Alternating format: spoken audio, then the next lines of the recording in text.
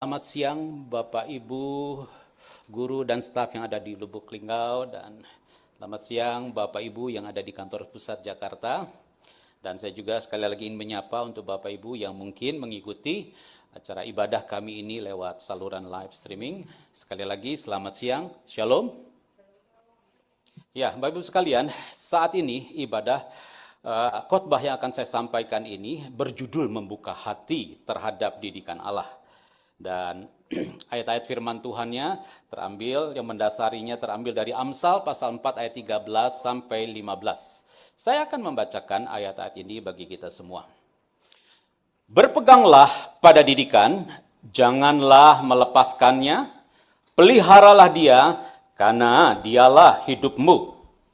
Janganlah menempuh jalan orang fasik dan janganlah mengikuti jalan orang jahat.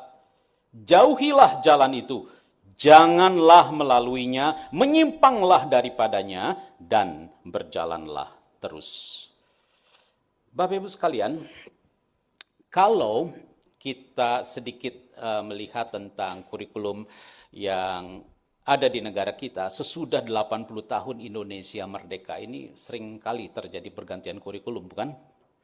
Dan berkenaan dengan pergantian kurikulum ini suka ada yang berceloteh di masyarakat seperti ini kira-kira. Ganti menteri, ganti kurikulum. Betul?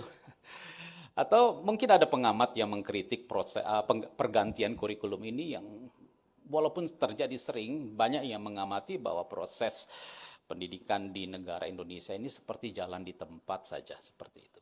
Atau mungkin ada, kita ini swak kritik sebagai guru nih ya, kita suka berbicara seperti ini. Apapun kurikulumnya, guru-guru sih ngajarnya ya dari dulu sampai sekarang ya gitu-gitu aja. Sama seperti dulu kita diajar oleh guru-guru, begitulah kita mengajar sekarang ini gitu ya.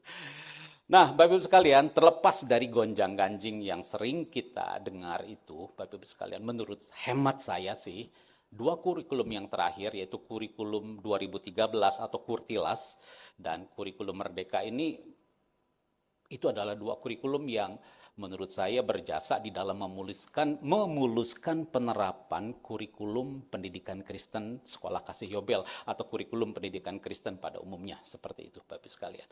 Hadirnya kompetensi sikap spiritual dalam Kurtilas atau dimensi, salah satu dimensi dari profil pelajar Pancasila yaitu ketakwaan kepada Tuhan dan karakter mulia, ini memuluskan proses integrasi, implementasi kurikulum pendidikan Kristen ini, dan Bapak Ibu tidak merasa bahwa integrasi iman dan integrasi nilai-nilai kekristenan di dalam proses pembelajaran itu sebagai sesuatu yang asing. Ya, hadirnya kompetensi, sikap spiritual, dan dimensi ketakwaan kepada Tuhan Yang Maha Esa itu hadir di dalam kurikulum nasional, seperti itu ya Bapak Ibu. Nah, lagi pula Bapak Ibu sekalian, di dua kurikulum yang terakhir itu kita atau saya melihat bahwa ada penambahan bobot pada aspek kemandirian murid atau sikap tanggung jawab murid terhadap kurikulum. Seperti itu. Jadi bobot ini ditambahkan. Jadi murid diberikan tambahan pesan supaya semakin bertanggung jawab di dalam pelaksanaan atau di dalam penyerapan kurikulum ini. Bapak Ibu sekalian, sikap tanggung jawab itu juga merupakan sebuah sikap yang sangat penting juga di dalam didikan Kristen, Bapak Ibu sekalian. Ya, di dalam didikan Kristen, Bapak Ibu sekalian, sikap tanggung jawab ini, maaf ya Bapak Ibu sekalian, ada yang muncul nih di laptop saya. Tiba-tiba saja. Oke. Baik. Nah, Bapak Ibu sekalian, sikap tanggung jawab ini merupakan sesuatu yang penting di dalam didikan Kristen. Berkenaan memang Bapak Ibu sekalian dengan keselamatan kita, dengan hidup baru, dengan kelahiran baru, memang peran kita di situ kecil saja, sama seperti bayi lah ya, yang lahir itu sama sekali tidak berperan apapun dalam proses kelahirannya, bukan? Nah, tapi Bapak Ibu sekalian, berkenaan dengan kesaksian Kristen kita, selain kita tetap harus beriman kepada kasih karunia Allah tadi, kita juga diminta tanggung jawab. Pemenuhan terhadap tanggung jawab ini, Bapak Ibu sekalian, itu menjadi penting di dalam kesaksian Kristen kita. Berkenaan Bapak Ibu sekalian dengan tanggung jawab ini, nah saya mengajak nanti Bapak Ibu sepanjang khotbah yang saya sampaikan pada siang hari ini, nah cobalah sama-sama memikirkan, fokus untuk menemukan satu jawaban saja. Apa Bapak Ibu sekalian yang membuat kita ini sebagai orang-orang yang sudah ditebus, sebagai orang-orang yang sudah dimerdekakan, tetap memiliki ini supaya tetap mendamba pengalaman kemenangan iman dalam setiap perjuangan iman kita mendambakan kemenangan. Supaya Bapak Ibu sekalian sebagai Kristen kita ini tidak lagi atau tahu bagaimana cara kita mengatasi keinginan kita untuk berbuat jahat atau berbuat fasik. Dan supaya kita ini sebagai anak-anak Allah tetap setia mengikuti sang jalan kebenaran dan hidup. Nah, Bapak Ibu sekalian, kita akan fokus untuk bisa menemukan ini dengan cara kita nanti, saya mengajak kita semua untuk journey masuk lebih dalam ke dalam teks bacaan kita tadi, ya Bapak Ibu sekalian. Kita mulai dengan ayat yang ke-13. Di sini Raja Salomo yang menulis kitab Amsal pasal yang keempat ini memberikan perintah semacam ini kepada para pendengar pertamanya, yaitu anak-anak muda atau kalangan bangsawan, dan bisa saja di antara mereka adalah anak-anak dari Raja Salomo sendiri, gitu ya. Nah, di sini Raja Salomo mengatakan begini, berpeganglah pada didikan, janganlah melepaskan, dan tetap pelihara dia. Jadi artinya, karena dialah yang menjadi hidupmu. Berpeganglah pada didikan, itu artinya Bapak-Ibu sekalian, didikan adalah sesuatu yang berharga untuk dijadikan sebagai patokan, sebagai acuan di dalam hidup, sebagai standar, sebagai pedoman. Itu sebabnya kenapa diingatkan kepada para pendengar pada waktu itu, pada murid-murid yang dididik oleh Raja Salomo untuk supaya mereka memegang didikan ini. Yang kedua, Bapak sekalian, diingatkan supaya jangan melepaskan didikan. Itu berarti didikan supaya para pendengar itu tidak bosan dan tidak juga jangan lepaskan ini supaya mereka tidak bosan dan tidak menyerah pada didikan. Tidak bosan karena memang didikan yang dari Allah ini bisa berlangsung sepanjang kehidupan umat, sepanjang kehidupan mereka, sejak mereka mendengarkan didikan ini dan seterusnya. Didikan dari Allah akan terus berlangsung di sepanjang kehidupan mereka. Jadi diingatkan jangan lepaskan didikan itu, ya, jangan bosan. Jangan menyerah pada didikan, karena tuntutan dari didikan itu bisa sangat keras, bisa sangat berat gitu, dan bisa saja menuntut pengorbanan yang besar dari umat pada waktu itu. Jadi diingatkan supaya jangan lepaskan, walaupun didikannya lagi keras gitu ya, lagi tegas, tetap pelihara didikan itu. Pelihara, karena didikan adalah sesuatu yang memang perlu dijaga, diawasi, dirawat, diberikan perhatian senantiasa. Itu Bapak Ibu sekalian. Kenapa itu semua diingatkan? Karena didikan inilah yang pada akhirnya bisa mendatangkan kehidupan kepada mereka. Bukan hanya sekedar kehidupan sementara di muka bumi ini saja, tetapi juga kehidupan yang kekal. Makanya pegang itu, didikan. Jangan lepaskan didikan dan peliharalah didikan. Mungkin kita bertanya, apa sih yang dimaksudkan dengan didikan itu? Yang dimaksudkan oleh Alkitab berkaitan dengan didikan ini, sama nggak sih dengan proses pendidikan di sekolah gitu ya? Nah, kita akan sama-sama melihat Bapak Ibu sekalian. Unsur didikan yang penting di dalam didikan yang dibicarakan di dalam Alkitab di sini adalah pertama bicara tentang pengajaran. Jadi kalau bicara tentang pengajaran, pasti ada bahan ajarnya, ada para pengajarnya. Jadi pada waktu itu bahan ajarnya apa yang digunakan oleh Raja Salomo untuk mendidik anak-anak muda pada waktu itu? Bahan ajarnya bisa saja itu adalah sebagian barangkali dari Taurat Musa atau ingatan terhadap Taurat Musa. Karena pada waktu itu Alkitab belum tersusun ya seperti yang kita pegang saat ini. Bisa saja mungkin bahan ajarnya adalah Mazmur dari Daud. Karena kita tahu Raja Salomo itu adalah anak dari Raja Daud, dan Daud sebagai orang tua yang mempersiapkan Salomo untuk menjadi penggantinya, dia mendidik Salomo untuk juga mungkin belajar atau mengajar dari bahan yang Raja Daud susun juga, yaitu Mazmur, kitab Mazmur, ya. Dan bisa saja ingatan terhadap Mazmur itu pengajaran yang diberikan oleh Raja Daud kepada Raja Salomo, itu juga yang disampaikan kepada murid-murid yang diajar oleh Raja Salomo pada waktu itu, ya. Nah, kalau gitu siapa pengajarnya? Pada waktu itu, yang menjadi pengajar, yang menjadi pendidik bagi anak-anak muda pada umumnya adalah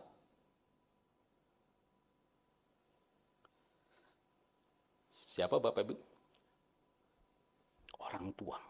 Orang tualah yang diberikan privilege atau hak khusus gitu ya, untuk mengajarkan didikan dari Allah ini kepada anak-anaknya. Walaupun di sini Raja Salomo, kan Raja Salomo juga adalah ayah dari anak-anaknya. Ya. Daud walaupun raja, dia adalah ayah dari dari Raja Salomo, bukan? Ya, jadi di situ Raja Daud dan juga Salomo memainkan peran sebagai orang tua ketika mendidik anak-anak muda pada waktu itu. Raja Salomo bahkan juga mengidentifikasi dirinya itu sebagai orang tua ketika dia menyapa ya anak-anak muda itu supaya dengarkan didikan di ayat 1 dan 2 pasal 4 kalau Bapak Ibu baca di situ Raja Salomo juga memanggil memanggil murid-muridnya atau para pendengarnya itu sebagai anak-anaknya seperti itu. Ya. Jadi ini para pengajarnya seperti ini. Jadi unsur yang pertama yang ada dalam didikan yaitu pengajaran, ada bahan ajar, ada pengajarnya. Bagaimana pengajaran atau didikan itu disampaikan? Ya bisa lewat petunjuk, perintah, atau bisa juga ada latihan, ada ujiannya juga seperti itu Bapak Ibu sekalian. Ya. Dan unsur didikan juga mengandung keteladanan dan kebiasaan hidup. Dan kesaksian hidup, maaf Bapak Ibu sekalian.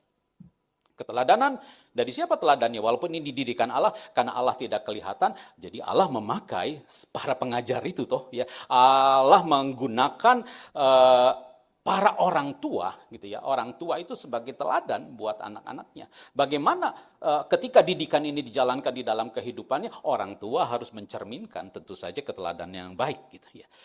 Kesaksian hidup juga sama dari para pengajarnya tentu saja dituntut seperti itu. Oh ya tadi para pengajarnya juga bisa pada waktu itu adalah nabi atau juga para imam. Gitu. Itu juga bisa dikatakan sebagai pengajar atau pendidik pada waktu itu. Bapak Ibu sekalian, unsur yang berikutnya lagi yang ada di dalam didikan itu adalah pembentukan karakter. Jadi ini menjadi sesuatu yang penting juga dalam didikan di perjanjian lama itu membentuk karakter.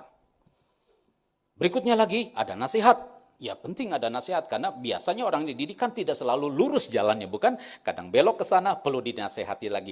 Ayo jalan yang lurusnya kembali, ayo kembali lagi seperti itu.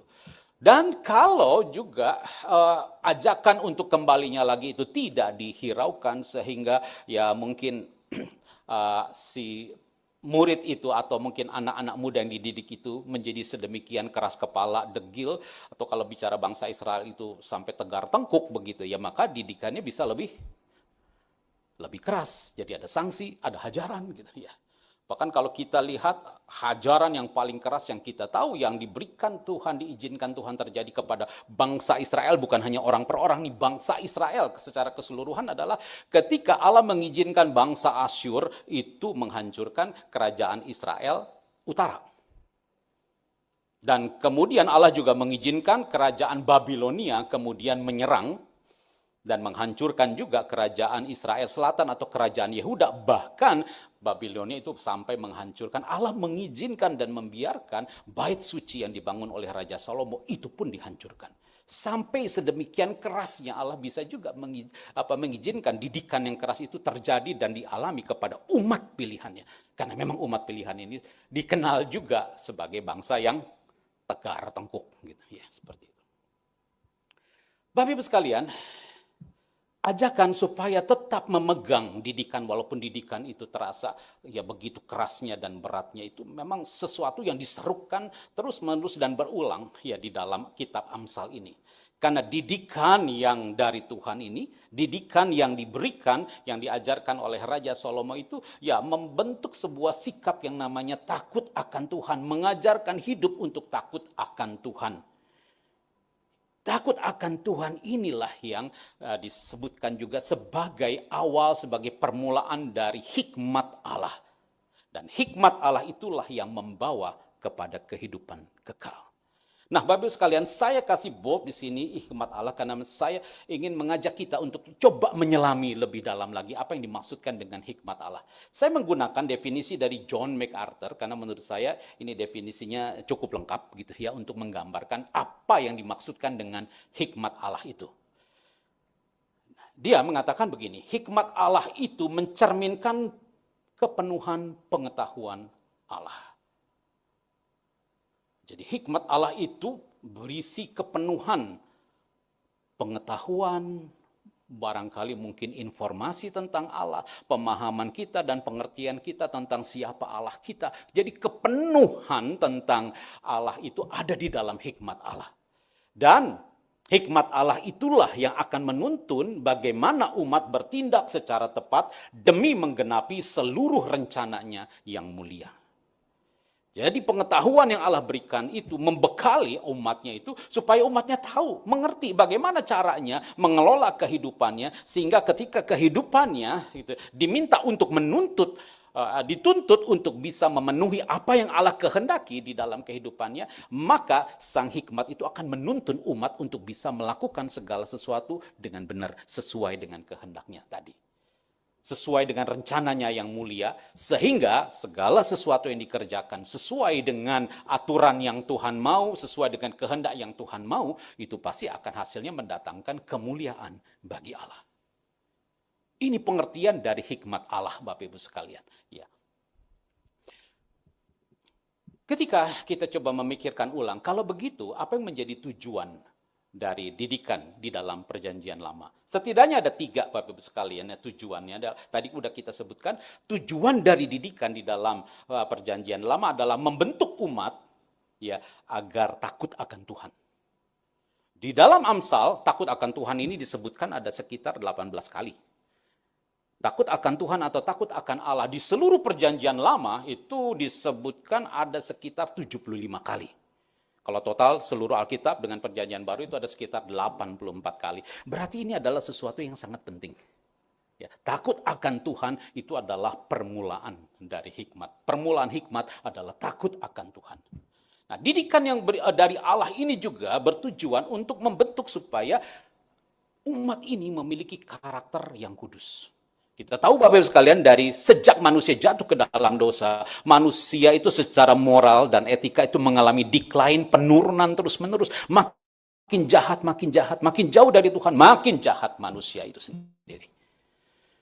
Ketika Allah memanggil Abraham dan kemudian Allah dari Abraham kemudian ada Ishak ada Yakub melahirkan 12 suku begitu, dan dari kedua belas suku ini lahirlah bangsa Israel yang besar itu. Allah ingin mengkuduskan bangsa ini supaya bangsa ini memiliki karakter yang kudus, yang berbeda karakternya.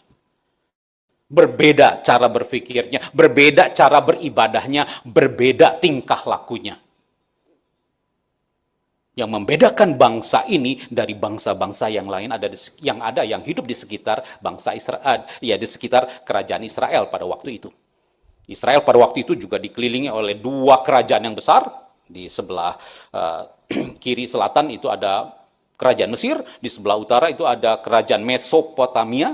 Ada 2 kerajaan di Mesopotamia itu, yaitu kerajaan Asyur dan Babel yang tadi saya sebutkan menghancurkan juga bangsa 2 kerajaan Israel ini, Bapak Ibu sekalian.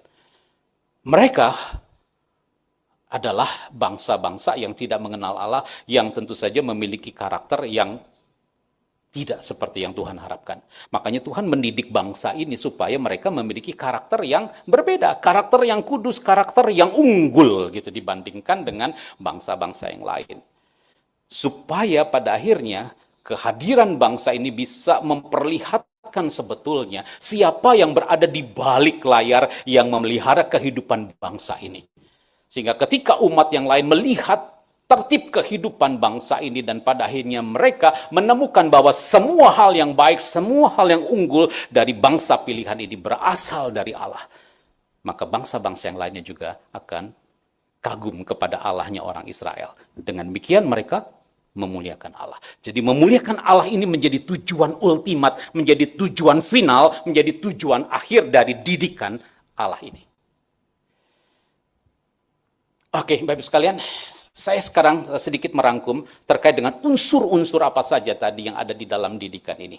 Nah, kalau Bapak Ibu lihat semuanya ini, termasuk tujuan yang terakhir saya bahas ini, menurut Bapak Ibu, ada nggak kesamaannya antara unsur-unsur dalam didikan di Perjanjian Lama ini dengan situasi persekolahan kita saat ini? Menurut Bapak Ibu, unsur ini semuanya termasuk apa? Kalau di sekolahan. Ada bahan ajar, ada pengajar, ada metodenya, ada keteladanan, ada pendisiplinan, ada pembentukan karakter. Semuanya ini bicara tentang apa? Kalau di sekolahan? Iya, betul sekali. Tentang kurikulum. Ya. Jadi kita lihat adanya banyak sekali paralel gitu ya antara pola didikan di Perjanjian Lama yang sebetulnya ini sudah dibicarakan sejak 3.000 tahun yang lalu. Ya Bapak sekarang Raja Salomo kan hidup sekitar 1.000 tahun sebelum Masehi. Sekarang kan kita hidup di abad ke-21. Jadi ini kesadaran tentang didikan yang semacam ini sudah ada, sudah dimiliki oleh manusia yang hidup 3.000 tahun yang lalu. Unsur didikan yang ada di dalam Perjanjian Baru ini juga terus berlangsung Bapak Ibu sekalian di dalam pola didikan di Perjanjian Baru. Ketika Yesus datang mengajar, menyatakan Injil Kerajaan Allah sudah dekat, apa bahan yang digunakan oleh Tuhan Yesus? Materinya dari mana? Dari Perjanjian Lama, bukan? Ya, semua kitab Musa, kitab para nabi, ajaran itu semuanya digunakan oleh Tuhan Yesus. Tuhan Yesus tidak menggunakan materi ajar yang baru. Gitu. Sama. Begitu juga ketika murid-murid dan Rasul Paulus menginjili kemana-mana, mereka juga menggunakan bahan ajar yang sama. Kitab Perjanjian Baru kan belum ada pada waktu itu. Ya. Jadi di awal penginjilan mereka pun, ya mereka menggunakan bahan dari Perjanjian Lama. Pola didikan yang diterapkan di Perjanjian Lama itu diteruskan juga di Perjanjian Baru. Jadi ada kesamaan. Hanya saja juga Bapak sekalian, di dalam Perjanjian Baru ada pergeseran yang mendasar. Di dalam pola didikan di dalam Perjanjian Baru. Perbedaannya di mana Bapak Ibu sekalian? Perbedaannya adalah terletak pada diri Yesus. Keberadaan kurikulum, pusat dari kurikulum, sekarang terpusat, terfokus pada diri Yesus. Kenapa bisa ada pergeseran semacam itu? Tuhan Yesus adalah Sang Firman. Sang Firman adalah asal dan sumber dari segala sesuatu. Ketika Sang Firman itu datang sebagai manusia, dia datang sebagai hamba untuk belajar mengikuti seluruh pola didikan yang tadi kita pelajari di dalam Perjanjian Lama. Yesus mengikuti semua tuntutan dari hukum Taurat secara sempurna.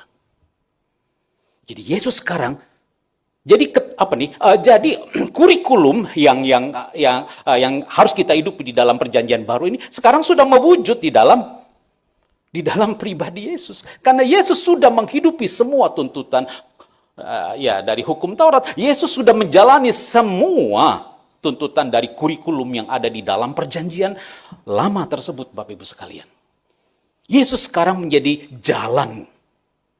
Yesus sekarang ini menjadi kebenaran dan Yesus adalah sang hidup itu sendiri.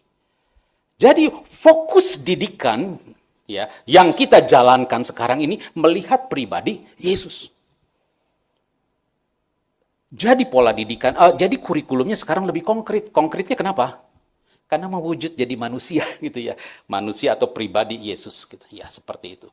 Jadi ketika kita mau belajar tentang pola didikan sebetulnya sederhana saja, lihat saja Yesus. Ya. Kalau kita ingin melihat apakah kurikulum gitu kan, kurikulum yang kita jalankan ini sebagai ya anak-anak Tuhan yang hidup di dalam Perjanjian Baru dan kita sudah mencapai nggak sesuatu lah dari tuntutan kurikulum ini? Tinggal kita lihat saja Bapak-Ibu sekalian ya. Apakah apa yang kita lakukan ini sudah semakin hari semakin mirip nggak dengan pribadi Yesus? Jadi tujuan ultimat, tujuan akhir dari didikan Kristen ini sekarang tertuju kepada apakah kita ini menjadi semakin serupa atau tidak dengan Tuhan Yesus. Dengan Yesus Kristus, jangan pakai Tuhan lah ya. dengan Yesus Kristus. Kita ini semakin memper nggak gitu ya? Semakin mirip nggak dengan Yesus gitu, seperti itu. Nah, bagaimana kita menjalani sebetulnya secara praktis ya, dan bagaimana kita mengikuti pola didikan di dalam perjanjian baru. Sebelum sampai ke sana Bapak sekalian, saya ingin membukakan dulu sesuatu yang kita harus sadari nih tentang keistimewaan pola didikan di dalam perjanjian baru yang kita jalani saat ini. Apa keistimewaannya Bapak sekalian? Sebelum Allah menyuruh kita lakukan ini, lakukan itu, taati ini, taati itu, Allah memberikan dulu kepada kita dua hal ini.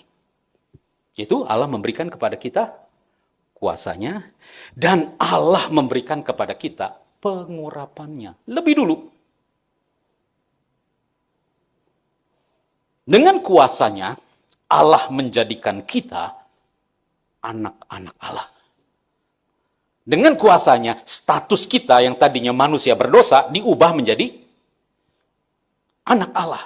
Yang tadinya berdosa, kita diberikan status dibenarkan. Yang tadinya cemar, kita diberikan status kudus. Allah Maha Kudus. Jadi tidak mungkin Allah didekati oleh sesuatu yang tidak kudus. Makanya Allah memberikan dulu kuasanya kepada kita. Kemudian Allah juga memberikan pengurapannya kepada kita lebih dulu. Apa artinya pengurapannya itu? Pengurapannya jadi artinya adalah kepenuhan seluruh pengajaran dari Yesus Kristus. Kepenuhannya loh ya, bukan cicilan dari pemahaman pengajaran Yesus. Ini kepenuhan dari seluruh pengajaran Yesus itu udah diberikan kepada kita. Dari mana kita tahu itu semua kita udah terima? Karena Yesus Kristus, karena Bapa yang di sorga itu mengutus pribadi yang ketiga, yaitu Roh Kudus untuk tinggal di dalam hati kita. Jadi seluruh kepenuhan pengajaran Yesus itu dibawa oleh Roh Kudus untuk tinggal di dalam hati kita. Kekudusan Allah, kebenaran Allah yang mengangkat status kita dari orang yang berdosa sekarang menjadi anak-anak Allah dan membuat kita itu bisa datang kepada Allah dan memanggil Allah itu dengan sebutan ya Aba, ya Bapa. Itu karena kita menerima kuasa yang dari Roh Kudus ini. Itu diberikan kepada kita, tidak dicicil, full diberikan kepada kita. Nah, ini Bapak Ibu sekalian yang harus kita ingat. Ini adalah status kita yang baru, Bapak Ibu sekalian. Nah, dengan Roh Kudus hadir di dalam hati kita, berarti Roh Kudus itu menjadi semacam meterai, menjadi semacam tanda, menjadi semacam tanda kepemilikan bahwa sekarang kita ini adalah milik-miliknya Tuhan. Hidup kita bukan milik kita lagi nih ketika kita menerima Roh Kudus. Hidup kita menjadi milik Tuhan. Dan Allah menetapkan polanya sendiri. Bicara tentang didikannya ini. Dan apa yang Allah inginkan dari kita? Apa yang Allah kehendaki? Ketika rohnya tinggal di dalam diri kita. Kita harus mendengarkan suaranya. Kita harus menerima didikan yang diberikan oleh Roh Kudus itu. Jadi Bapak Ibu sekalian, seluruh kepenuhan pengajaran Allah sudah ada. Kurikulum semuanya sudah dibawa oleh Tuhan Yesus. Bahkan kurikulum yang mewujud menjadi manusia sudah ada di dalam hati kita, ada tinggal di dalam hati kita. Maka sekarang Bapak Ibu sekalian, kalau kita mencoba membandingkan, kalau tadi respon murid-murid di dalam perjanjian lama itu supaya mereka diingatkan, berpegang, jangan lepaskan, dan peliharalah didikan Allah. Maka bagi kita, sebetulnya kita tidak perlu lagi melakukan ini nih, berpegang, jangan lepaskan, peliharalah didikan Allah. Kenapa? Kan Roh Kudus sudah tinggal di dalam hati kita. Roh Kudus pasti akan memegang dong, gitu ya. Semua hal yang berhubungan dengan kurikulum itu, Roh Kudus pasti akan memelihara, menjaga itu semua, gitu ya. Sehingga buat kita sekarang yang hidup di dalam perjanjian baru, tuntutannya berkembang, Bapak Ibu sekalian. Bukan berpegang, bukan jangan melepaskan, bukan peliharalah itu, tetapi bukalah hati kita untuk menerima didikan dari Roh Kudus. Ini yang Allah minta dari kita. Ini yang Allah tuntut dari kita, Bapak Ibu sekalian. Jadi dengan hadirnya Roh Kudus yang mewakili Yesus Kristus, yang telah secara sempurna memenuhi semua tuntutan dari hukum Taurat itu, berarti tuntutan berarti semua unsur didikan Allah ya, yang baik itu sekarang, yang sempurna itu sekarang sudah tersedia dan itu ada di dalam hati kita. Roh Kudus diutus oleh Bapa untuk tinggal di dalam hati kita karena Allah menghendaki agar segala sesuatu yang kita lakukan, entah itu kemauan kita, entah itu kemampuan kita, kita harus terima lebih dulu itu dari Roh Kudus. Jadi entahkah Bapak Ibu sekalian itu berbicara tentang kerja layan kita, entahkah itu bicara tentang pikiran dan karsa kita setiap waktu, entahkah itu bicara tentang juang dan karya kita di segala tempat dan segala waktu. Allah menghendaki semuanya ini baik kemauan dan kemampuannya kita terima dulu dari Roh Kudus. Dan Allah menghendaki bahwa setiap hal yang berkaitan dengan kerja layan, pikir karsa dan juang karya kita ini seluruhnya berpadu erat dengan Sang Juru Selamat kita, Sang Penebus kita. Pertanyaannya, siapa yang bisa terus menautkan ini? Hanya Roh Kudus yang bisa menautkan ini. Hanya Roh Kudus yang bisa mengarahkan motivasi kita yang paling murni, yang paling kudus. Saya melakukan semuanya ini untuk kepentingan apa? Untuk kepentingan siapa? Hanya Roh Kudus yang bisa menautkan seluruh aspek dalam kehidupan kita ini kepada Yesus. Jadi kita benar-benar harus meminta dari Roh Kudus, baik kemauan dan kemampuannya juga, supaya apa? Segala sesuatu yang bekerja di dalam kehidupan kita, itu semuanya berasal dari Allah saja. Sebab Allah tidak akan menghargai apapun yang kita lakukan, kalau itu bukan berasal dari Roh Kudus. Segala sesuatu yang kita lakukan, mau sebaik apapun, saya sering sampaikan ini juga di dalam persiapan Show Me Jesus, kebaikan kita pun Bapak Ibu sekalian, di hadapan Allah, itu sama seperti kain yang kotor. Jangankan dosa, kebaikan kita saja di mata Allah itu seperti kain yang kotor. Kalau kita memperjuangkan itu semua dengan kekuatan daging kita. Dengan kemanusiaan lama kita, Bapak Ibu sekalian. Nah, Bapak Ibu sekalian, selesai khotbahnya. Amin. Wajah teman-teman mungkin bingung kalau saya akhiri khotbahnya di sini, bukan? Mungkin kebingungannya bisa diwakili oleh salah satu foto yang ada di sini kalau saya selesaikan khotbahnya di sini, Bapak Ibu sekalian. Lagi pula tadi kan saya baru menerangkan dari ayat yang ke-13 saja. Kita belum menyinggung 2 ayat yang terakhir. Betul Bapak Ibu sekalian, segala sesuatu yang baik itu sudah diberikan kepada kita. Mestinya, Bapak Ibu sekalian, dengan hadirnya Roh Kudus di dalam hati kita, semuanya baik dong. Harusnya motivasi kita benar nggak? Cara berpikir kita benar nggak? Cara ngomong kita benar? Tingkah laku kita benar? Tapi kenyataannya, kita melihat hal itu nggak di dalam realitas kehidupan orang percaya. Seringkali kita melihat sesuatu yang bertolak belakang, bukan? Ya, Bapak Ibu sekalian, walaupun semuanya itu sudah diberikan, Bapak Ibu sekalian, kita akan dapati bahwa keinginan, kerinduan, kesadaran, dan kebutuhan, bahkan untuk membuka hati kita kepada pimpinan Roh Kudus aja, seringkali itu tidak menjadi dambaan kita, bukan? Karena kita ingin lakukan sesuatu itu, segala sesuatu itu, sorangan wae gitu kan, sakar PDW gitu. Semau kita saja seperti itu. Kita nggak pernah atau jarang bertanya sungguh-sungguh kepada Roh Kudus, gimana saya melakukan ini, bagaimana saya melakukan itu. Roh Kudus diutus oleh Bapa untuk tinggal di dalam hati kita karena Allah menghendaki agar segala upaya kita untuk menaati perintah-perintahnya itu baik kemauan maupun kemampuan itu semua datang dari Roh Kudus. Tapi kenyataannya tidak selalu mulus seperti itu ya Bapak sekalian. Nah, saya akan mengajak kita untuk melihat ayat 14 dan 15. Di dalam kedua ayat ini kita lihat ada 5 perintah negatif. Jangan menempuh jalan orang fasik. Janganlah mengikuti jalan orang jahat. Jauhilah jalan itu. Janganlah melaluinya. Menyimpanglah daripadanya. Padahal tadi baru ada ayat 13 dan kita sudah membahas ayat 13 itu apa ya. Tapi kemudian begitu masuk ke ayat 14, langsung rentetan perintah negatif itu diberikan kepada kita. Kenapa nih?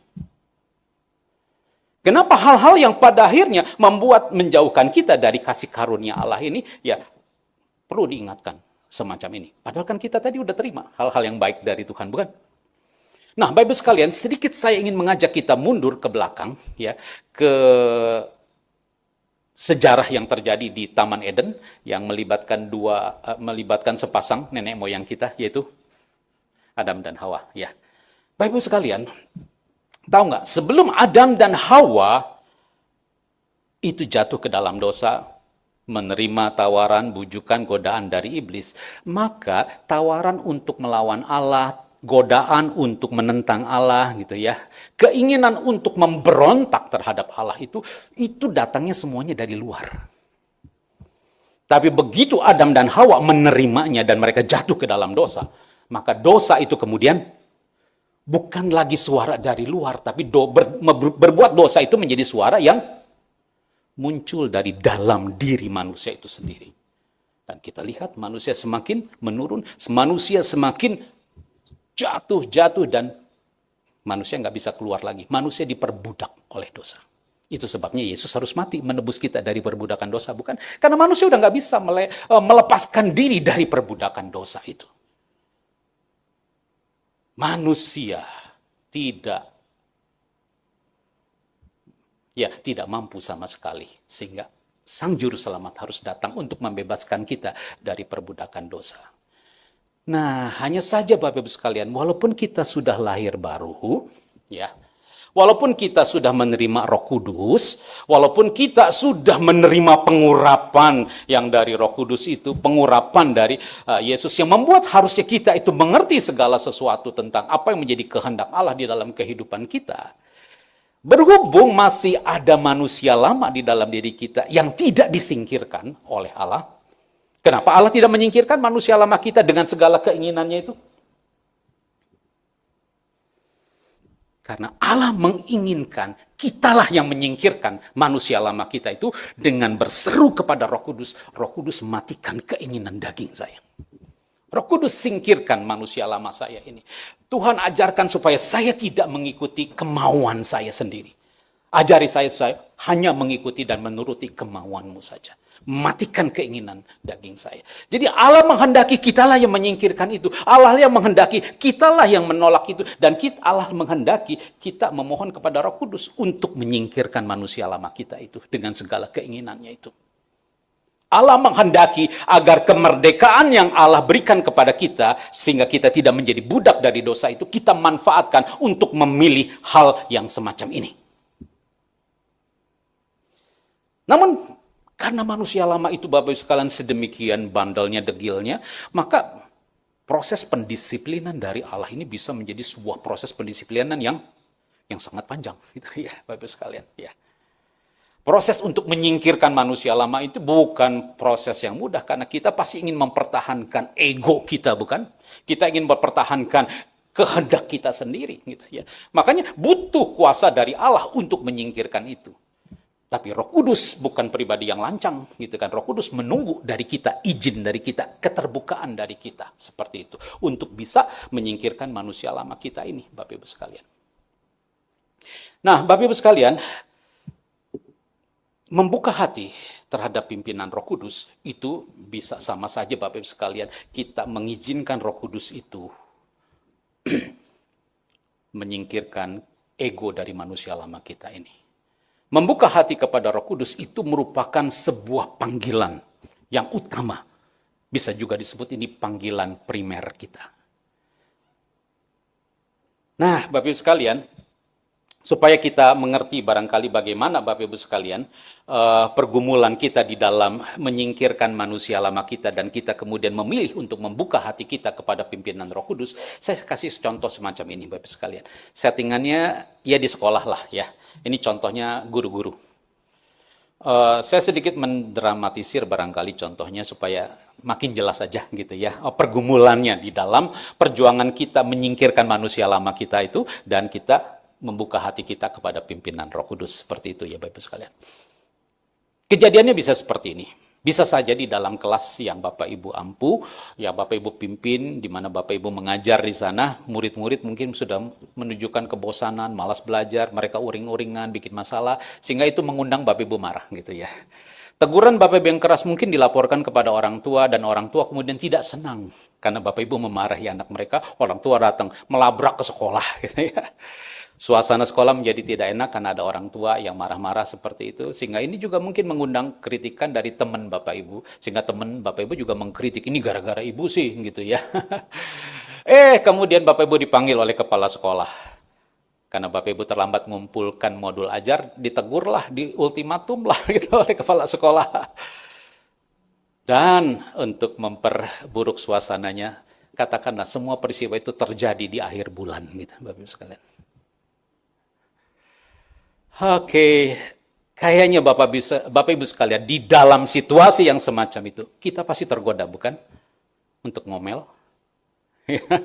Untuk barangkali, menyalahkan barangkali, ya menyalahkan murid, menyalahkan guru, atau mungkin menyalahkan kepala sekolah barangkali, untuk bersungut-sungut gitu ya. Atau mungkin memaki di dalam hati, karena kalau ngomong langsung mungkin tambah rinyam gitu ya. Nah, Bapak Ibu sekalian, mengomel, bersungut-sungut, itu adalah bagian dari kedagingan kita. Jadi peringatan janganlah menempuh jalan itu, jangan ngomel, jangan bersungut-sungut gitu ya. Janganlah mengikuti jalan orang jahat, janganlah kita memaki walaupun di dalam hati, jangan kita apalagi mengutuk gitu orang lain di dalam hati kita. Karena kita marah, karena kita kecewa barangkali dengan perlakuan semua orang, sehingga kita melakukan hal semacam itu. Jangan mengikuti jalan orang jahat itu, jauhi jalan itu, jauhi jalan-jalan yang negatif tadi gitu. Janganlah melaluinya, menyimpanglah daripadanya. Begitu kuatnya kan tarikan untuk kita, godaan untuk mengikuti keinginan daging dalam situasi yang semacam itu, bukan?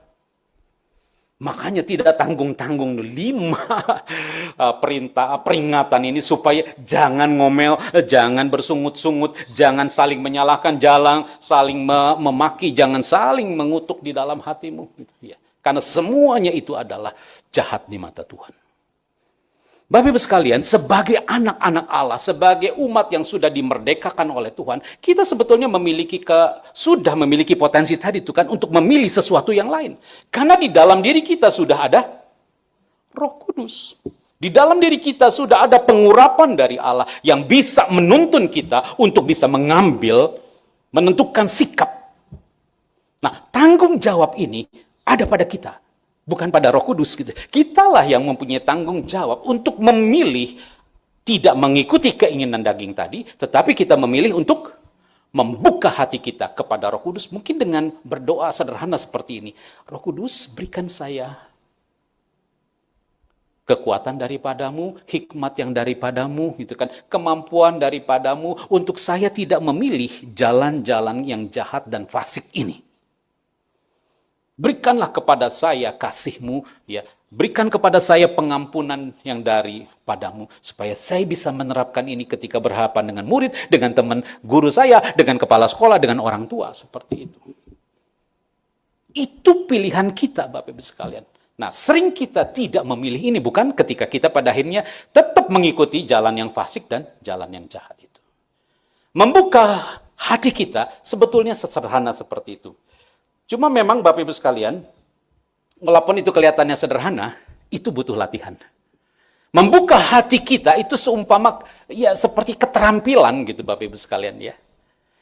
Nah, Bapak Ibu yang mengajar di sekolah mengerti bukan? Terutama ketika bicara tentang kurikulum 2013 itu kan ada kompetensi pengetahuan, ada kompetensi keterampilan. Sesudah anak-anak belajar sejumlah pengetahuan, dan sesudah anak-anak menguasai pengetahuan itu dengan sangat baik, kita kan harus dorong kemampuan pengetahuan anak itu menjadi keterampilan. Kalau di bahasa Indonesia, keterampilan itu mungkin seperti kemampuan untuk menulis, kemampuan untuk berbicara seperti sekarang ini. Saya berkhotbah, ini adalah semacam keterampilan dari berbahasa, gitu. Ya, seperti itu. Kalau ini adalah pelajaran seni musik misalkan saja, ya sesudah anak belajar pengetahuan tentang musik, anak harus didorong untuk bisa bermain musik. Bermain musik itu adalah keterampilan. Seperti itu. Jadi keterampilan ini butuh latihan, Bapak Ibu sekalian. Butuh pembiasaan terus-menerus. Membuka hati kepada pimpinan Roh Kudus itu merupakan keterampilan paling dasar dalam didikan Allah. Tadi saya sebut bukan hanya dasar, ini adalah keterampilan utama. Keterampilan primer yang harus kita kuasai. Membuka hati kepada pimpinan Roh Kudus, kita bisa lakukan kapan saja, di mana saja. Dan itu benar-benar harus kita perjuangkan. Nah, bagaimana kita melatih keterampilan semacam ini? Keterampilan ini, Bapak sekalian, bisa kita lakukan dengan kita belajar terus-menerus mengakui pertama, keberadaan Roh Kudus dalam hati kita. Kalau Bapak Ibu percaya Bapak Ibu sudah diselamatkan oleh darah Yesus, pasti Bapak Ibu sudah terima Roh Kudus. Kalau Bapak Ibu menolak kesaksian tentang Injil Kristus, ya mungkin bisa dipertanyakan Bapak Ibu punya Roh Kudus atau tidak, gitu ya. Tapi kalau Bapak Ibu sungguh-sungguh meyakini bahwa Bapak Ibu sudah ditebus oleh darah Yesus, Bapak Ibu sudah memiliki Roh Kudus. Karena kemampuan Bapak Ibu percaya bahwa oleh darah Yesuslah dosa Bapak Ibu sudah ditebus, Bapak Ibu bukan menjadi budak dosa lagi, sekarang Bapak Ibu adalah anak-anak dari Allah. Itu semua dikerjakan oleh Roh Kudus. Nah, akuilah keberadaan Roh Kudus itu sebagai Allah yang berdiam di dalam hati kita, yang menjadikan kita ini sebagai bait dari Roh Kudus. Hargai kehadiran Allah di dalam hati kita. Ingat itu, akui itu setiap saat, setiap waktu. Bahwa Allah, pengurapan Allah, itu juga sudah ada di dalam diri kita. Akui peran-perannya. Roh Kudus itu adalah pendidik kita, pengajar kita, penolong kita, penghibur kita. Banyak peran dari Roh Kudus yang dinyatakan di dalam Alkitab. Akui peran dari Roh Kudus itu. Sesering mungkin. Dan akui juga kuasanya. Akui Bapak Ibu sekalian bahwa Bapak Ibu bisa berdoa kepada Bapak, itu pasti pertolongan Roh Kudus. Bapak Ibu bisa menyelami kebenaran firman Tuhan sampai sebatas manapun Bapak Ibu memahami kebenaran firman Tuhan, itu pasti karya Roh Kudus. Tanpa Roh Kudus Bapak Ibu nggak bisa mengerti tentang kebenaran firman Tuhan ini. Akui kuasanya itu yang memampukan ya Bapak Ibu untuk bisa memahami kebenaran firman Tuhan. Bukan hanya ketika terjadi mukjizat saja barangkali ya. Di dalam segala perkara dalam kehidupan kita, kita perlu mengakui adanya Roh Kudus di dalam hati kita. Akui dia dalam segala lakumu, maka dia akan meluruskan jalanmu. Ini yang pertama, mengakui dia sesering mungkin Bapak Ibu sekalian. Kemudian kita perlu melatih kepekaan kita. Roh Kudus ketika berbicara di dalam hati kita, dia bicara pakai di dalam atau menggunakan istilahnya frekuensi tertentu. Sama aja, kalau kita ingin mendengarkan siaran radio RPK, berarti kita akan tuningnya harus kemana? FM 9643. Ya, 96,3. Kita ubah tuh tombol tuningnya. Baru kita bisa dengar siaran RPK, bukan? Bapak Ibu mau gimana pun, mau jungkir balik kayak apapun begitu, atau banting-banting itu radio itu tidak akan menyiarkan siaran dari radio RPK, kalau Bapak Ibu nggak mengubah itunya, tuningnya ke FM 96.3. Geser saja sedikit, Bapak Ibu udah kehilangan sinyal untuk menangkap siaran dari radio Pelita Kasih itu RPK. Bapak Ibu sekalian, supaya kita bisa mendengar itu, bukan kita menyuruh RPK-nya mengubah frekuensinya, bukan? Ya, kita yang harus mengatur tuning di radionya itu supaya kita bisa menangkap siaran radio dari RPK itu. Suara Roh Kudus itu tetap dia bicara pada frekuensi tertentu di dalam batin kita. Jadi kitalah yang harus melatih kepekaan itu. Kita yang harus fine tuning terus sampai benar-benar hati kita ini align dengan hatinya Roh Kudus. Supaya pikiran kita ini align dengan pikirannya Roh Kudus. Kita yang harus terus-menerus melatih kepekaan ini. Caranya, ya tekunlah berdoa, tekunlah baca buku, baca Alkitab, ya. Meditasi, solitude, lexio divina atau saat teduh. Bapak Ibu sekalian, khususkan waktu teduh untuk kita berdiam dan melatih kepekaan kita. Kita dengan Roh Kudus, kita dengan Allah. Tanpa gangguan yang lain. Latih itu supaya dalam kekhususan itu kita bisa mendengar suara Roh Kudus. Supaya ketika kita masuk dalam hidup sehari-hari, kita udah ngerti suara Roh Kudus itu. Oh ini nih, walaupun ramai, ya, di dalam suasana kehidupan kita sehari ramai, tapi karena kita sudah terbiasa mendengarkan suara Roh Kudus dengan frekuensi tertentu, Roh Kudus, bimbingan dari Roh Kudus, itu bisa kita alami dan bisa kita rasakan di tengah-tengah kemelut hidup kita. Termasuk contoh yang tadi, kita bisa memilih mengambil untuk tetap membuka kepada roh hati kita, pikiran kita kepada Roh Kudus dan menerima bimbingan dari Roh Kudus sehingga kita tidak dikalahkan oleh dosa, tapi kita mengalami kemenangan. Hal yang lain adalah kita belajar bergantung pada bimbingan dan pimpinannya, kita cepat aja. Sehingga pada ini yang keempat, Bapak Ibu sekalian, belajarlah untuk kita menerima dulu segala sesuatu. Lihatlah dan kecaplah kebaikan Allah itu. Kita harus menerima dulu kuasanya. Kita harus menerima dulu kebaikannya supaya kita bisa berbuat baik sama orang. Kita harus merasakan, mengalami dulu kesabarannya supaya saya mampu sabar sama orang yang paling menjengkelkan seperti apapun. Kita harus menerima kasihnya supaya kita bisa mampu belajar mengasihi orang lain. Kita harus menerima kemurahannya, kekudusannya. Kita harus menerima hikmatnya, kepenuhan pengetahuan Allah itu. Lebih dulu supaya kita bisa melakukan sesuatu, entahkah itu dalam pemikiran kita, entahkah itu dalam perkataan kita, entahkah itu di dalam tindakan kita, dalam karya kita, kita mampu dan dimampukan oleh Roh Kudus melakukan semuanya itu dengan benar dan berkenan kepada Bapa yang di surga. Hanya Roh Kudus yang bisa mengelainkan semua hal ini, pikiran kita, perkataan kita, tindakan kita, dan karya-karya kita dengan rencana dan rancangan Allah dalam kehidupan kita.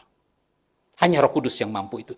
Jadi jangan abaikan didikan dari Roh Kudus ini. Mengabaikan dia, sama saja kita tidak melakukan, tidak berbuat apa-apa yang berkenan kepada Bapa kita yang di surga. Baik Bapak sekalian, saya sudah sampai di akhir khotbah ini. Dan izinkan saya Bapak sekalian, di akhir khotbah ini, saya menyampaikan lagi keistimewaan tentang didikan Kristen ini. Karena ini yang penting. Bapak sekalian, kalau bicara tentang kurikulum nasional memang berubah-ubah. Dan harus berubah. Karena zaman berubah, tuntutan zaman berubah. Ya kurikulum formal itu pun harus menyesuaikan diri. Bukan? Kalau enggak nanti kurikulum nasional ketinggalan zaman gitu ya. Tapi kalau bicara tentang kurikulum didikan Kristen. Dan kalau itu adalah kurikulum tertulisnya Alkitab. Alkitab kita ini udah selesai ditulis 16 abad sebelum Indonesia merdeka. 16 abad yang lalu ya sebelum Indonesia merdeka, Alkitab ini sudah disusun sejak abad yang keempat. Dan itu nggak perlu lagi ditambah, tidak perlu lagi direvisi, tidak perlu lagi diutak-atik lagi. Alkitab kita udah cukup, ini adalah bahan yang bisa digunakan oleh Roh Kudus untuk mendidik kita, supaya kita tahu apa yang harus kita lakukan sebagai umat pilihan Allah. Hal yang kedua Bapak-Ibu sekalian, yang istimewa dari didikan Kristen adalah sang guru yang mengajarkan seluruh kurikulum itu, pendidik kita, sang kurikulumnya itu sendiri, itu sudah ada di mana? Ada di dalam diri kita, Bapak-Ibu sekalian, gitu ya. Ini adalah hal yang istimewa, yang kalau kita sadari luar biasa kekayaan hikmat yang sebetulnya terkandung pada panggilan kita ini, Bapak-Ibu sekalian. Dan yang ketiga Bapak-Ibu sekalian, didikan yang sangat luar biasa itu bisa kita alami kapan saja, di mana saja. Karena Roh Kudus tidak pernah lelah, tidak pernah capek, tidak pernah bosan, tidak pernah putus asa untuk mendidik kita. Yang bisa putus asa kita kan gitu ya. Tapi Roh Kudus tidak pernah putus asa gitu ya. Untuk terus-menerus memberikan didikannya yang luar biasa di dalam kehidupan kita Bapak-Ibu sekalian. Roh Kudus tahu capaian belajar kita, capaian pertumbuhan iman kita di mana, dan Roh Kudus tahu next pelajaran berikutnya yang harus kita jalani itu apa. Jadi kalau kita bergantung pada Roh Kudus akan nunjukin next berikutnya pelajaran kita itu apa. Roh Kudus akan ajarkan kepada kita. Portofolio capaian-capaian pembelajaran kita dalam didikan Allah dicatat oleh Roh Kudus semuanya, dan Roh Kudus ingat semuanya. Capaian iman yang sudah berhasil dibentuk di dalam kehidupan kita, itu yang disimpan di dalam dokumentasi yang ada di sorga, Bapak-Ibu sekalian. Roh Kudus pribadi Allah yang maha kreatif, yang luar biasa ini bisa menjadikan dunia ini sebagai ruang kelasnya. Istimewa bukan? Luar biasa bukan Bapak-Ibu sekalian? Ya, untuk bisa menerima didikan Allah ini, Allah sudah memberikan ininya semua kepada kita. Tetapi, ini semua baru bisa kita alami dengan sepenuh-penuhnya kalau ada kerjasama dari kita. Nah, apa kerjasamanya dari kita, Bapak sekalian? Nah, ini saya hadirkan lagi pertanyaan di awal itu, dan Bapak Ibu mungkin bisa menjawab. Hal apa yang harus kita lakukan? Yang merupakan panggilan primer kita, panggilan utama kita, keterampilan primer kita, keterampilan utama kita, yaitu supaya ini semua kita alami. Hari kita semakin hari semakin rindu untuk terus-menerus mengalami kemenangan dari cobaan, dari ujian iman kita. Kita terus-menerus bisa tahu caranya bagaimana terhindar dari jalan kefasikan dan kejahatan. Kita bisa tetap setia mengikuti sang jalan kebenaran dan hidup itu. Cuma satu yang Tuhan minta dari kita, yaitu apa, Bapak Ibu? Saya nggak bisa dengar sih yang dari Lubuk Linggau. Mungkin yang di kantor pusat aja lah menjawab. Apa ini, Bapak Ibu? Ya? Ya, setia untuk melakukan apa? Tadi keterampilan dasar yang kita harus kuasai untuk senantiasa bisa menerima didikan yang dari Allah.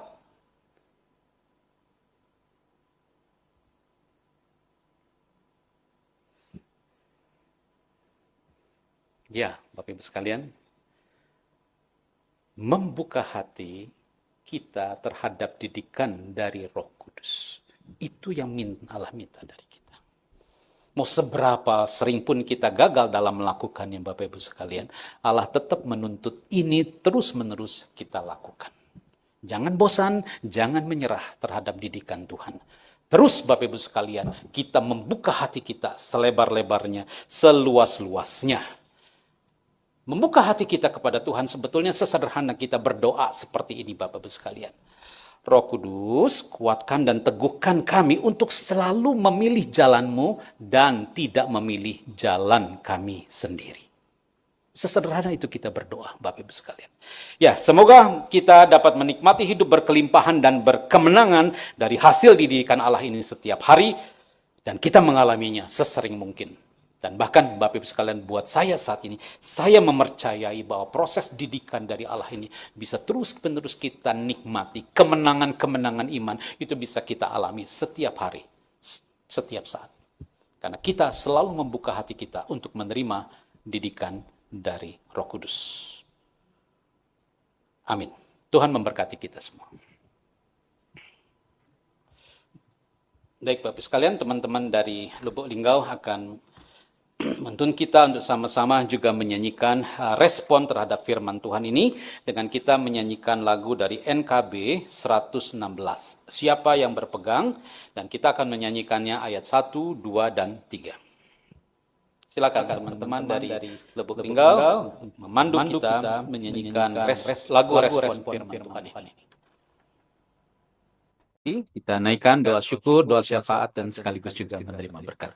Kita satu di dalam doa. Bapa, kami mengucap syukur buat firman-Mu, buat kebenaran firman-Mu, seberapapun itu Tuhan yang boleh disingkapkan di dalam hati kami. Kami ingin mensyukuri itu, dan kiranya Tuhan terus melanjutkan program-Mu untuk mendidik kami di sepanjang kehidupan beriman kami. Bapa, kami mengucap syukur untuk penyertaan, kesehatan, kekuatan yang Tuhan berikan kepada guru-guru dan karyawan di Lubuk Linggau, maupun juga guru-guru karyawan yang ada di lokasi-lokasi yang lain, bahkan kami juga yang ada di kantor pusat ini ya Bapak.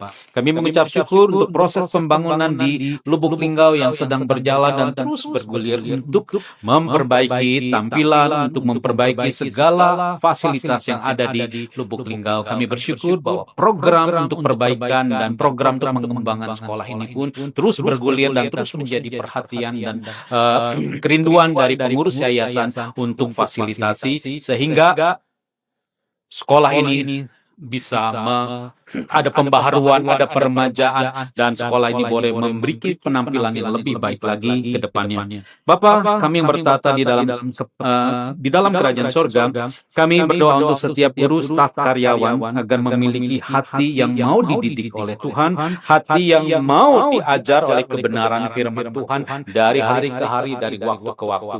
Tuhan, berikan kerendahan hati kepada kami, bentuklah kerendahan hati yang sejati di dalam hati kami ya Bapa, supaya dengan kerendahan hati ini kami terus-menerus Tuhan menyediakan untuk diri kami untuk terus dididik dan diajar oleh Roh-Mu yang kudus.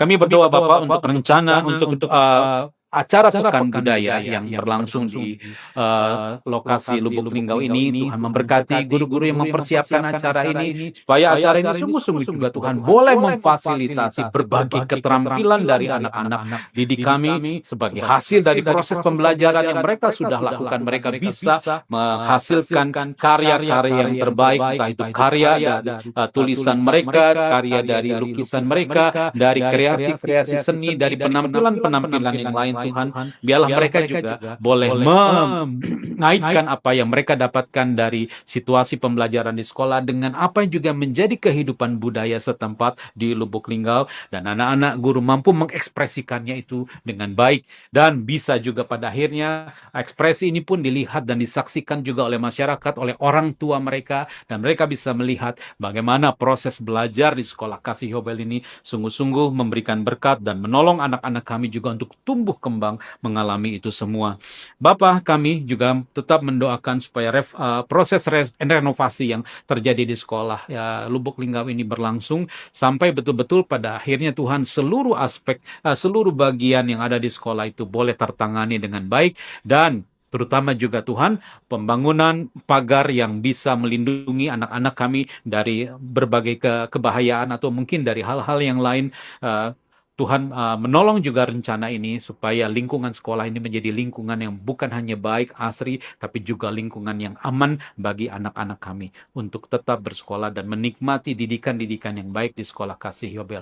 Begitu juga kami yang ada di kantor pusat yang menjadi tim supporting untuk lokasi Lubuk Linggau, Singkawang, dan Kupang. Mampukan kami untuk bersinergi dari waktu ke waktu, setiap bidang, setiap bagian, sungguh-sungguh Tuhan memiliki komunikasi yang baik dengan lokasi, sehingga lokasi sungguh-sungguh merasa tersupport, terdukung. Kami bersyukur juga untuk pihak gereja, pihak donatur yang sungguh-sungguh juga memiliki kepedulian yang luar biasa atas penyelenggaraan sekolah ini. Untuk GKY Lubuk Linggau juga yang turut serta di dalam proses didikan di sekolah kami ini. Tuhan memberkati. Tuhan juga memberkati proses pembangunan gerejamu di sana, sehingga pada akhirnya juga Tuhan kolaborasi antara gereja dan sekolah boleh berlangsung semakin hari semakin baik. Terima kasih Bapa di surga untuk semua hal baik yang Tuhan sudah nyatakan dalam kehidupan kami, dan bahkan juga semua hal yang baik yang akan kami jalani di dalam hidup persekutuan kami dari waktu ke waktu. Oleh sebab itu ya Bapa, berkatilah seluruh pekerjaan Tuhan di dalam kehidupan pribadi kami dan di dalam kebersamaan kami mengelola pendidikan di sekolah Kasih Yobel ini ya Bapa. Mari kita sama-sama mengarahkan hati kita untuk menerima berkat dari Tuhan. Kiranya kasih karunia dari Allah Bapa kita dan dari Tuhan kita Yesus Kristus serta persekutuan dengan Roh Kudus memelihara hati kita, memelihara jiwa kami, memelihara seluruh aspek dalam kehidupan kami, supaya semuanya itu disatukan dan dipersekutukan bersama dengan Kristus, Tuhan dan Juru Selamat kita, sampai kedatangan Tuhan Yesus yang kedua kali. Amin. Baik Bapak Ibu sekalian, ibadah kita selesai. Dan kita mengakhiri ibadah pada saat ini. Terima kasih Bapak Ibu sekalian yang sudah mengikuti ibadah ini dari awal sampai akhirnya. Tuhan memberkati kita.